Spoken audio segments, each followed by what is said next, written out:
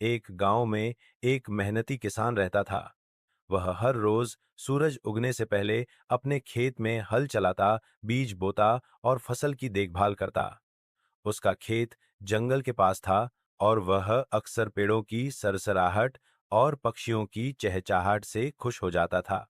एक दिन जब वह खेत में खुदाई कर रहा था, तभी उसे मिट्टी में कुछ चमकता हुआ नजर आया। जब उसने ध्यान से देखा और मिट्टी हटाई, तो एक पुराना लोहे का बक्सा निकला। उस बक्से पर लिखा था, जंगल का रहस्य सिर्फ सच्चे दिल वालों के लिए। किसान ने हैरानी से बक्सा खोला। उसमें एक पुरानी किताब, कुछ सोने के सिक्के और एक संदेश था। यह खजाना उसे मिलेगा जो जमीन से प्यार करता है, जंगल की रक्षा करता है और हमेशा सच्चाई के रास्ते पर चलता है। किसान ने वह खजाना किसी को नहीं बताया।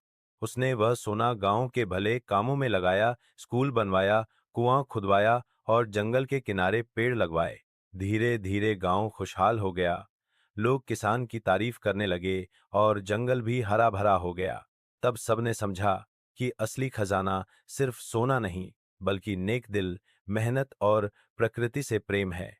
लेकिन किसान अभी भी नाराज है, क्योंकि आपने वीडियो को लाइक, शेयर और कमेंट नहीं किया।